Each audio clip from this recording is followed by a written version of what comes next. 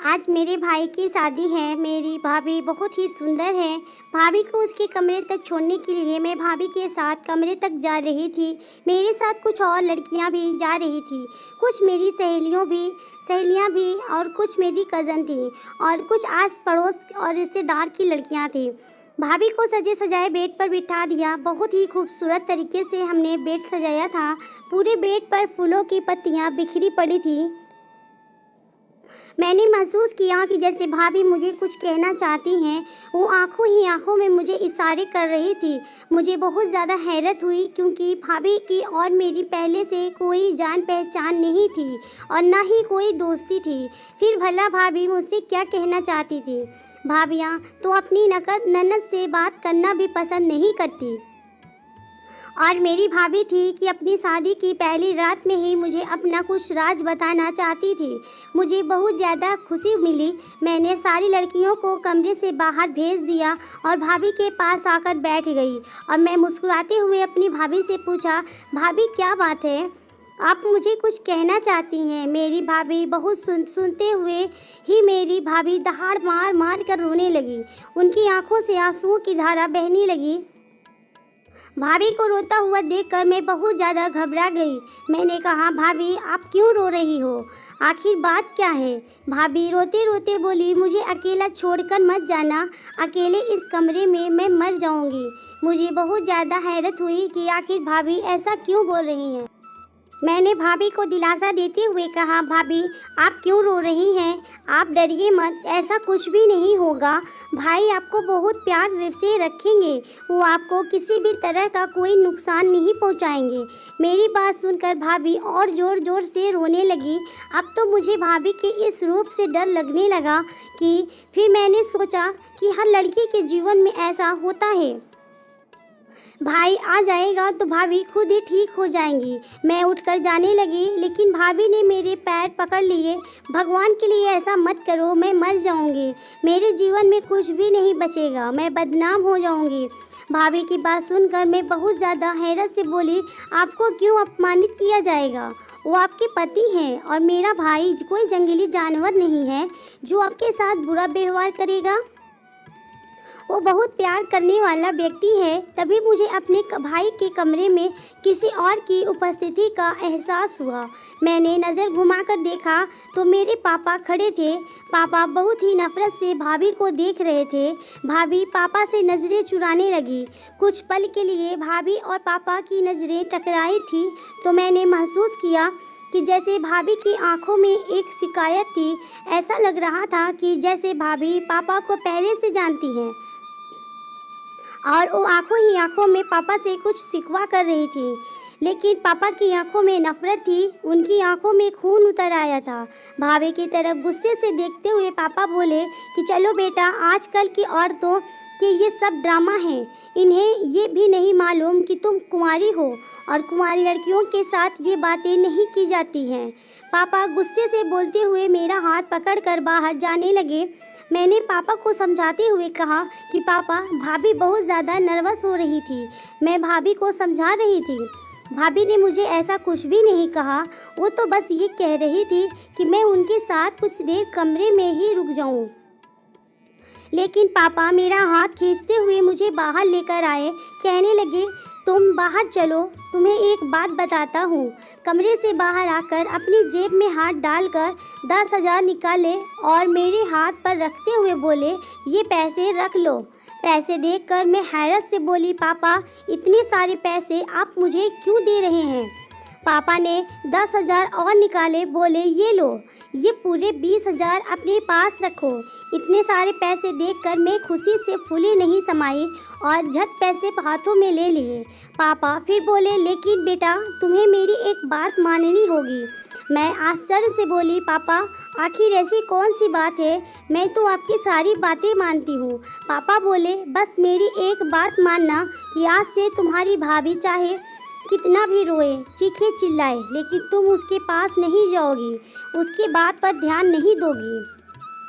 वो शादीशुदा औरत है, अपनी समस्या वो खुद सुलझा लेगी, तुम्हें उसकी समस्याओं में पड़ने की कोई ज़रूरत नहीं है। अच्छा ऐसा करो, अब तुम जाओ यहाँ से। पापा की बातें सुनकर मैंने हाँ में सिर हिला दिया और वहाँ से जाने लगी। मैंने सोचा पापा मेरे साथ ही आएंगे, लेकिन ये देखकर मुझे हैरत हुई कि पापा तो वहीं खड़े थे। जाते जाते मैंने मुड़कर देखा तो पापा भाभी के कमरे की तरफ जा रहे थे। मुझे बहुत हैरत हुई कि मुझे भाभी के कमरे से निकालकर खुद भाभी के कमरे में जा रहे हैं। मुझे बहुत गुस्सा आया और इस गुस्से में मैं मम्मी के कमरे में आ गई। मुझे गुस्से में देखकर मम्मी ने पूछा, क्या बात है अनु, तुम इतनी गुस्से में क्यों हो? मम्मी के इतना पूछते ही मैंने सारी बातें मम्मी को बता दी कि पापा ने मुझे तो भाभी के कमरे से निकाल दिया और खुद ही भाभी के कमरे में चले गए। आखिर भला ये क्या बात हुई? मेरी बात सुनकर मम्मी के चेहरे पर एक रंग आया और एक रंग चला गया। फिर खुद को थोड़ा संभाल कर बोली, कोई बात नहीं अनु बेटा, वो ससुर हैं, अगर वो अपनी बहू के कमरे में चले भी जाएं तो क्या हुआ? तुम इतना मत सोचो। मैंने महसूस किया जैसे मम्मी परेशान तो हैं, लेकिन अपनी परेशानी को छुपा रही हैं। फिर मम्मी मुझसे बोली, अनु ऐसा करो, अब तुम जो अपने कमरे में और सो जाओ, बहुत रात हो चुकी है। मम्मी की बातों से मैं संतुष्ट नहीं हुई थी। जो बात मेरे दिल में बैठ गई थी वो निकल ना सकी। आखिर पापा मुझे भाभी के कमरे से निकालकर खुद भाभी के कमरे में क्यों गए? इन्हीं सोच विचारों में उलझी हुई मैं कमरे में आ गई और सोने की कोशिश करने लगी, लेकिन नींद मेरी आंखों में नहीं आ रही थी। भाभी का रोता हुआ चेहरा बार बार मेरी आंखों के सामने आ रहा था। आखिर भाभी इतना परेशान क्यों थी? वो इतना क्यों डर रही थी? मुझे प्यास लगी तो पानी पीने के इरादे से मैं बाहर किचन में आई। बाहर हॉल में देखा तो भाई सोफे पर बैठे हुए थे और कुछ परेशान दिख रहे थे और सिगरेट पी रहे थे। थोड़ा पास जाने पर मैंने देखा कि उनकी आंखों में आंसू भी थे। मेरे दिल को धक्का लगा। भाई को तो इस वक्त भाभी के पास होना चाहिए था और भाई बाहर हॉल में बैठे हैं। इसका मतलब भाई भाभी से खुश नहीं है। मुझे भाई से बहुत हमदर्दी हुई। मैं भाई के पास गई और भाई से पूछा, भाई आप इस वक्त बाहर क्या कर रहे हैं? आपको तो भाभी के पास होना चाहिए था। मेरी बात सुनकर भाई ने मुझे गुस्से से देखा और बोले, तुम भी आई पापा की चमची बनकर? जाओ यहाँ से, मुझे मेरे हाल पर छोड़ दो। लेकिन भाई आप ऐसा क्यों कह रहे हैं? मुझे पापा ने नहीं भेजा, मैं तो आपको परेशान देखा इसलिए चली आई। भाई गुस्से से बोले, चली जाओ यहाँ से। मेरी आंखों में आंसू आ गए। मैं वहाँ से पलटते वाली थी, तभी भाई बोले, अच्छा सुनो, किचन से माचिस ला दो। मुझे लगा शायद भाई को सिगरेट जलानी होगी, इसलिए माचिस मंगा रहे हैं। मैं किचन से माचिस लाकर भाई को दे दी, लेकिन ये क्या? भाई की हरकत से मैं दंग रह गई। भाई ने माचिस जलाई और पापा के दिए हुए उपहार को जलाने लगे। पापा ने भाई को एक बहुत ही प्यारी सी शेरवानी गिफ्ट की थी शादी में पहनने के लिए, और भाई वही शेरवानी जला रहे थे। मैं एकदम हक्का बक्का से रह गई। जल्दी से आगे बढ़ी और आग को बुझाने की कोशिश करने लगी। आग को बुझाते बुझाते मैं बोली, भाई आप ये क्या कर रहे हैं? पापा ने इतने प्यार से आपको गिफ्ट किया है और आप उसे जला रहे हैं। तभी भाई अचानक गुस्से से बोले, अनु चली जाओ यहाँ से, मुझसे कोई भी सवाल जवाब करने की कोई ज़रूरत नहीं है। अभी के अभी मेरी आंखों के सामने से चली जाओ। भाई का गुस्सा देखकर मैं थर थर कांपने लगी और रोते हुए अपने कमरे में आ गई। पूरी रात मुझे नींद नहीं आई। कहीं 6 बजे जाकर मेरी आंख लगी, लेकिन सुबह 7 बजे मेरी आंख फिर से खुल गई। बाहर आई तो देखा पापा बहुत ही संजीदगी से सोफे पर बैठे हुए थे। मुझे देखते ही बोले, मैं तो अपनी बहू के लिए नाश्ता बनाने जा रहा हूँ। असली बेटियाँ तो बहुएं होती हैं, बेटियां तो पराया धन होती हैं। पापा के पीछे पीछे मैं किचन में आई तो देखा पापा सचमुच भाभी के लिए नाश्ता बना रहे थे। मुझे देखकर हैरत हुई और पापा को भाभी की इतनी फिक्र क्यों है? मैं पापा से बोली, पापा आप भाभी के लिए नाश्ता क्यों बना रहे हैं और आपको भाभी की इतनी फिक्र क्यों है? मेरी बात सुनकर पापा बोले, वो मेरे बेटे की बीवी है। अगर मुझे उसकी फिक्र नहीं होगी तो किसे होगी? तुम्हारी माँ तो वैसे ही जहर उगती रहती है, क्या भरोसा नई बहू को नाश्ता बनाकर दे या ना दे। इतने में मम्मी भी आ गई। वो कुछ बुझी बुझी सी लग रही थी।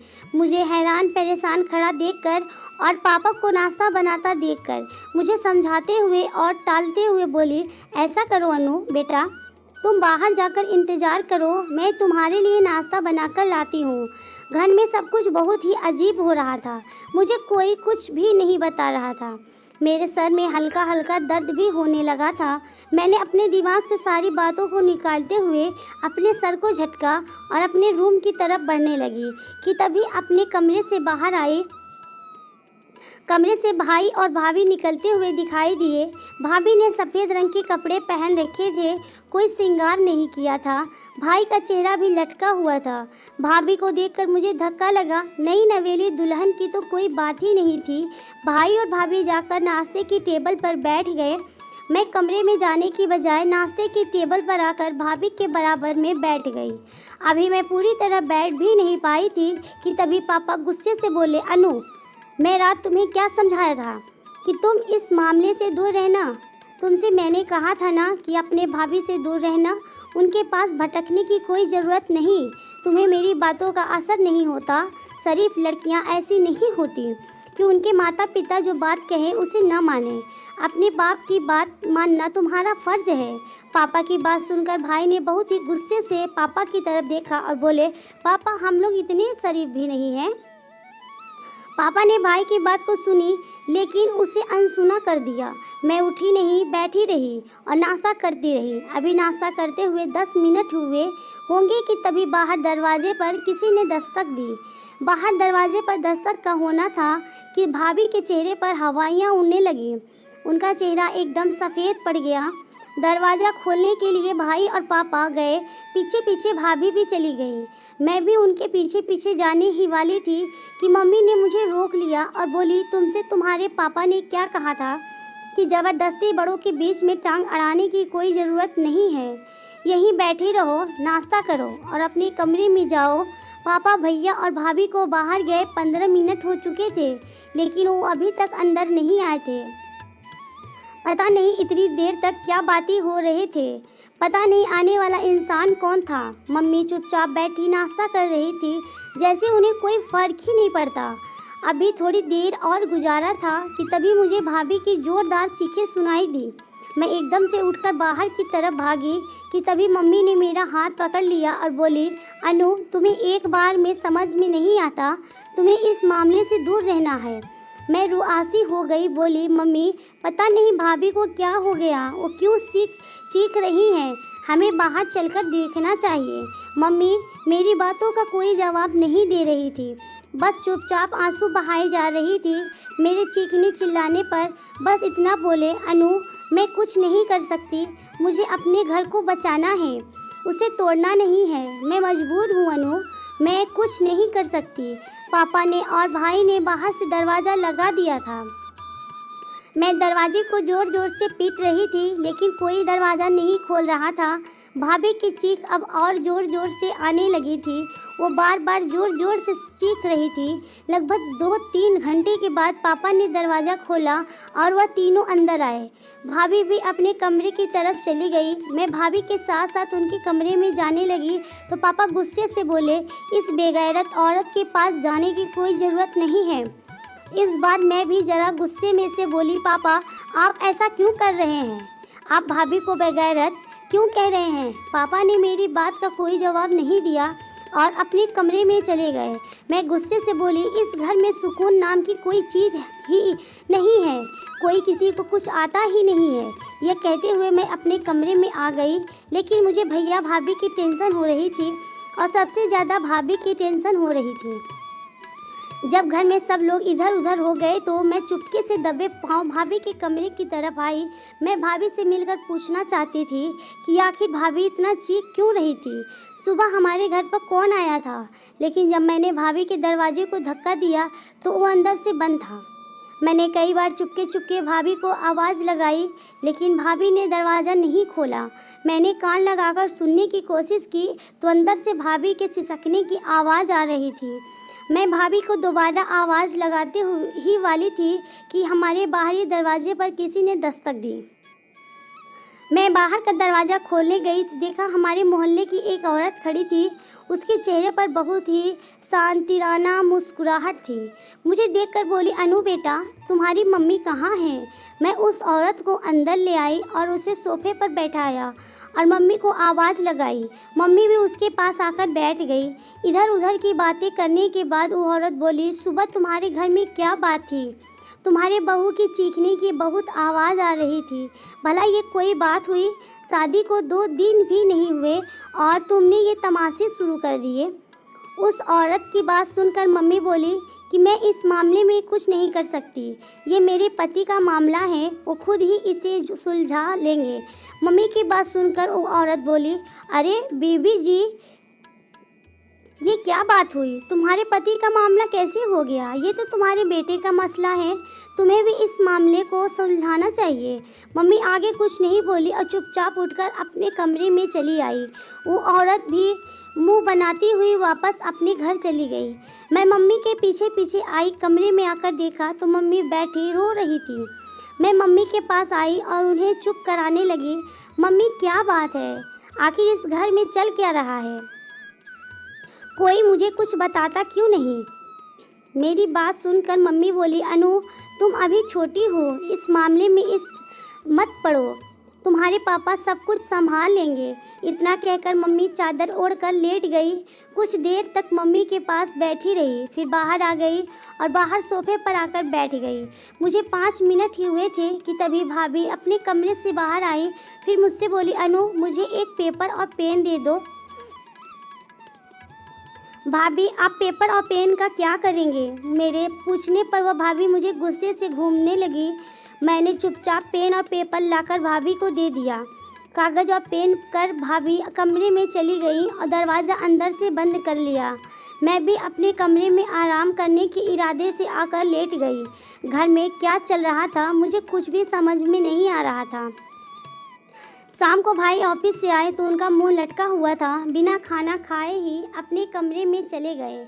अभी कुछ ही देर गुजरे कि जैसे तभी अचानक घर में तूफान सा आ गया। भाई के कमरे में ज़ोर ज़ोर से चीखने चिल्लाने की आवाज़ आ रही थी, लेकिन इस बार की आवाज़ भाभी की नहीं बल्कि भाई की थी। मैं भागती हुई भाई के कमरे में गई तो देखा भाई बहुत ज़ोर ज़ोर से चीख रहे थे और रो रहे थे। मम्मी पापा भी भाई के कमरे में आ चुके थे। भाई चीखते हुए कह रहे थे, पापा, नर्मदा को बचा लो, वह मर जाएगी। प्लीज़ पापा, नर्मदा को बचा लो।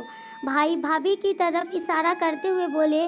मैं भागकर भाभी के पास गई वो औंधे मुंह पड़ी थी और उनके मुंह से खून निकल रहा था, जिसे देखते ही मेरे मुंह से चीख निकल गई।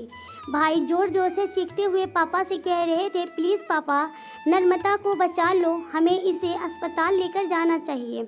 लेकिन पापा बोले, नहीं विक्कू, हम इसे अस्पताल लेकर नहीं जाएंगे। इसने अपनी मौत को खुद बुलाया है, ये अपनी मौत की खुद जिम्मेदार है, इसने खुदकुशी की है, हम इसे अस्पताल लेकर नहीं जाएंगे। इतना कहकर पापा ने आगे बढ़कर भाभी की खुली हुई आंखों को बंद कर दिया। भाभी इस दुनिया से जा चुकी थी। मैं चीखें मार मार कर रो रही थी। मम्मी की आंखों से भी आंसू बह रहे थे। भाभी अब इस दुनिया में नहीं थी। मैं इस सच्चाई को एक्सेप्ट नहीं कर पा रही थी। भाई एकदम बेजान से होकर बेड पर गिर पड़े थे। मैं भाभी को देखकर रो रही थी। भाभी का वो मासूम और डरा डरा चेहरा बार बार मेरी नज़रों के सामने आ रहा था। भाभी कैसे मुझे रो रो कर कहती थी कि प्लीज़ मेरे पास से मत जाओ, मैं मर जाऊंगी। और आज सचमुच भाभी मर गई। सब परेशान खड़े थे। पापा के चेहरे पर गहरी खामोशी थी। तभी उन्होंने भाई से कहा, विक्कू, नर्मदा के घर वालों को फ़ोन कर दो कि इसे आकर ले जाएं। भाई ने नर्मदा के घर वालों को फ़ोन किया। भाभी के घर वाले भी चले आए, गुस्से से चीखते चिल्लाते और भाई पर इल्ज़ाम लगाने लगे कि हमारी बेटी को तुमने मारा है, तुम हो उसके कातिल। कहाँ हमारी इतनी सुंदर सी बहन और कहाँ तुम मामूली से शक्ल सूरत के आदमी। चिढ़ते थे तुम हमारी बेटी से, क्योंकि लोग कहते थे हूर के पहलू में लंगूर और शायद इसीलिए तुमने हमारी बेटी को जान से मार दिया। जब उसको रख नहीं सकते थे तो उसको ब्याह कर सामने लाए ही क्यों थे? हम अपनी बेटी का पोस्टमार्टम कराएंगे, पुलिस में रिपोर्ट करेंगे कि तुम हमारी बेटी के कातिल हो। भाभी के मायके वाले भाई को धमकाकर और उन पर इल्ज़ाम लगाकर जा चुके थे। पापा भी किसी गहरी सोच में डूबे हुए थे। पापा ने हम सभी को भाभी के कमरे से बाहर निकाल दिया और कहा, तुम सब लोग बाहर जाकर बैठो। हम सब के बाहर जाने के बाद पापा ने अंदर से कमरा बंद कर किया और अंदर ही बैठ गए। ये बात मेरी समझ के बाहर कि आखिर पापा कमरे के अंदर क्यों बैठे। भाभी के मायके वाले भाभी की बॉडी ले गए थे, लेकिन पापा अंदर कमरे में बंद बैठे थे। ना बाहर आ रहे थे, ना अंदर किसी को आने दे रहे थे। कुछ देर में हमारे घर पुलिस आ गई और भाई को उठाकर ले गई। बहुत देर पूछताछ करने के बाद पुलिस ने भाई को छोड़ दिया। पुलिस की टीम हमारे घर पर भी आई थी। पापा घर के किसी भी सदस्य को तो अंदर नहीं आने दे रहे थे, लेकिन पुलिस को अंदर आने दिया। पता नहीं पापा ने पुलिस से क्या कहा। कमरे में घूम घूम कर वह सारी चीज़ पुलिस को दिखा रहे थे। पुलिस सारे कमरे की तलाशी लेने के बाद जा चुकी थी। मम्मी और भाई का रो रो कर बुरा हाल था। पापा भी चुपचाप से बैठे थे। आखिर मुझसे नहीं रहा गया तो मैं गुस्से से फट पड़ी। तुम लोग मुझे कुछ बताते क्यों नहीं हो? घर में क्या चल रहा है? मुझे कुछ भी नहीं मालूम। अब मैं इतनी भी बच्ची नहीं हूँ कि घर के मामलों में दखल न दूँ।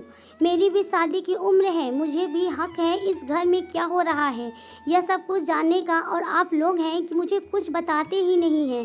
पापा कुछ देर तक मेरी तरफ देखते रहे, फिर हाथ पकड़कर मुझे अपने पास बिठाकर बोले, जाओ आओ अनु, मैं तुम्हें सब कुछ बताता हूँ। तुम जानती हो मोहल्ले में कैसी कैसी बातें हो रही हैं। अभी किसी के घर की इज्जत थी, लेकिन अब नर्मदा इस दुनिया से जा चुकी है। लोग उसके बारे में तरह तरह की बातें बना रहे हैं, लेकिन हमें उसका भरम रखना होगा। यह कहते कहते पापा ने एक पत्र मेरी तरफ बढ़ा दिया। पत्र हाथ में लेते ही मैं फ़ौरन पहचान गई कि ये वही कागज़ था जो कल रात मैंने भाभी को दिया था। मैंने कांपते हाथों से वो खत लिया और उसे पढ़ने लगी। उस खत को पढ़ते पढ़ते मेरे पैरों के नीचे से ज़मीन भी निकलती जा रही थी। उस पत्र को पढ़ना मेरे लिए बहुत ज़्यादा मुश्किल हो रहा था। आंखों के नीचे अंधेरा छा रहा था। भाभी की सच्चाई जानकर हैरत से मेरी आंखें फटी की फटी रह गई थी। खत पढ़ने के बाद मैं समझ में आया कि भाभी उस दिन मुझे अपने हाथ रोकने के लिए क्यों कह रही थी। वो क्यों कह रही थी कि मैं बदनाम हो जाऊंगी, मैं मर जाऊंगी, मुझे बदनामी से बचा लो, मुझे मरने से बचा लो। और आज भाभी सचमुच मर गई थी। मैंने वो खत पापा के हाथों में पकड़ा दिया और कांपते हुए लहजे में बोले, पापा, लेकिन उस इंसान का नाम तो आपने बताया ही नहीं जो इन सब के पीछे जिम्मेदार था। पापा बहुत ही उदासी से बोले, अनु, तो क्या तुम भी अपने भाई की तरह मुझे ही वो कसूरवार समझ रही हो? मैं बोली, नहीं पापा, मैं आपको कसूरवार नहीं ठहरा रही। आप तो कोई गलती कर ही नहीं सकते। मुझे अपने पापा पर पूरा भरोसा है, लेकिन कोई तो था जो इन सब का कारण बना। पापा के चेहरे पर एक रंग आकर चला गया। पापा उदासी से बोले, हाँ बेटा, जो भी इन सब का जिम्मेदार था उसे पुलिस खुद ही ढूंढ लेगी। यह हमारा काम नहीं है, हम शरीफ लोग हैं। हम सब यह बातें कर ही रहे थे कि तभी भाई आए और अचानक से पापा के पैरों पर बैठ गए और रोते हुए बोले, पापा, मुझे माफ़ कर दो, मैंने आप पर शक किया। मुझे नहीं पता था नर्मदा ऐसी औरत है। जब उसने आप पर इल्ज़ाम लगाया तो मुझे उसकी बातों पर विश्वास हो गया। नर्मदा ने रोते हुए मुझे बताया था कि तुम्हारे पापा मुझे डराते हैं, धमकाते हैं और मेरे साथ नाजायज़ संबंध बनाना चाहते हैं। नर्मदा ने मुझे अपने करीब नहीं आने दिया था और ना ही मुझे पति का दर्जा दिया था। उसने मुझसे कहा था कि अगर तुम मेरे करीब आए, मुझसे रिश्ता बनाने की कोशिश की तो तुम्हारे पापा मुझे मार डालेंगे और मेरे घर वालों को भी मार डालेंगे। उन्होंने मुझे धमकी दी है कि मेरे बेटे से दूर रहना। मुझे नर्मदा की बातों पर ना चाहते हुए भी यकीन हो गया था और इसीलिए उस रात मैं बाहर परेशान सा घूम रहा था। मैंने आपके दिए हुए गिफ्ट को भी आग लगा दी थी। मैं बहुत ज़्यादा तनाव में था, लेकिन मरते हुए नर्मदा ने मुझे सब कुछ बता दिया था कि कि तुम्हारे पापा बेगुनाह हैं। तुम्हारे पापा को तो मैं जानती भी नहीं थी, बल्कि मेरा रिश्ता तो मेरे एक फ्रेंड से था। वो मेरे साथ मेरी कॉलेज में ही पढ़ता था। हम दोनों में आपस में प्यार हो गया था और हम दोनों पति पत्नी की तरह रहने लगे थे। शादी नहीं हुई थी, लेकिन जल्द ही शादी करने वाले थे। लेकिन तब तक तुम्हारी शादी मेरे साथ हो गई थी। नर्मदा ने बताया कि उसका बॉयफ्रेंड उसे अब धमकाने लगा था। उसने कहा था कि अगर अब तुमने अपने पति के साथ संबंध बनाए तो मैं तुम्हें जान से मार दूंगा। तुम्हारी कुछ तस्वीरें मेरे पास हैं, वो वायरल कर दूंगा और तुम्हें बदनाम कर दूंगा। लेकिन उस दिन जब नर्मदा का बॉयफ्रेंड दरवाजे पर वो सब तस्वीर फेंक कर गया था तो मुझे विश्वास हो गया था कि नर्मदा झूठ बोल रही है। मैं बहुत ज़्यादा शर्मिंदा था कि मैंने अपने पापा पर शक किया और इसीलिए गुस्से में मैं नर्मदा पर हाथ उठाया था। पापा, आपने बहुत अच्छा किया जो पुलिस को सब कुछ सच सच बता दिया और नर्मदा का लिखा हुआ वो खत भी पुलिस को दिखा दिया।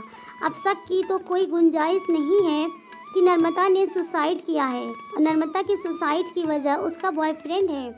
नहीं तो वह औरत तो जाते जाते भी हमें बदनाम कर जाती। मैं हैरानी से भाई की तरफ देख रही थी, तभी अचानक मैंने पापा से पूछा, लेकिन पापा उस दिन आपने मुझे भाभी के कमरे से निकाल कर खुद भाभी के कमरे में आप क्यों चले गए थे? पापा बोले कि मैंने उस दिन नर्मदा को किसी से फ़ोन पर बात करते सुना था कि उसकी सारी तस्वीरें उसे वायरल वापस कर दो। वह अपनी ज़िंदगी की नई शुरुआत करना चाहती है। वह किसी से रो रो कर बातें कर रही थी। मैंने तुम्हें कमरे से इसलिए निकाला था ताकि तुम इस मामले से दूर रहो। मैं खुद ही नर्मदा से बात करके मामले की तह तक पहुंचना चाहता था। मैंने नर्मदा से प्यार से पूछने की कोशिश की, लेकिन उसने मुझे कुछ नहीं बताया। उल्टा वह मुझ पर गुस्सा करने लगी कि आपको शर्म नहीं आती नई नवेली बहू के कमरे में इस तरह आते हुए। मैंने उसे बहुत समझाने की कोशिश की कि तुम मुझे अपने पापा की तरह समझ सकती हो और मुझसे अपने दिल की सारी बातें शेयर कर सकती हो, लेकिन उसने मुझे कुछ नहीं बताया। मैं नर्मदा को भरोसे में लाना चाहता था, इसलिए मैं नर्मदा को खुश करने की कोशिश कर रहा था। सुबह उठकर मैंने उसके लिए नाश्ता भी बनाया था कि नर्मदा को मुझ पर भरोसा हो जाए कि मैं उसे अपनी बेटी से भी ज़्यादा चाहता हूँ। भाई ने हाथ जोड़कर पापा से एक बार फिर माफ़ी मांगी। बोले, पापा मुझे माफ़ कर दो, लेकिन जो हुआ अच्छा ही हुआ। नर्मदा हमारे जीवन में एक बुरे सपने की तरह आई थी जो जल्दी ही हमेशा हमें सारी परेशानियों से मुक्त करके चली गई। मैं हैरानी से भाई की तरफ देख रही थी। भाई के चेहरे पर कोई मलाल नहीं था, ना ही कोई दुख, ना ही कोई पछतावा। सच कहते हैं, जो औरत अपने पति से वफा न करे उस औरत की मर्द कभी इज्जत नहीं करता, फिर चाहे वह कितनी भी खूबसूरत क्यों न हो और वो फिर चाहे कितने ही बड़े बाप की बेटी क्यों न हो। अगर आपको वीडियो अच्छा लगा हो तो लाइक एंड सब्सक्राइब ज़रूर।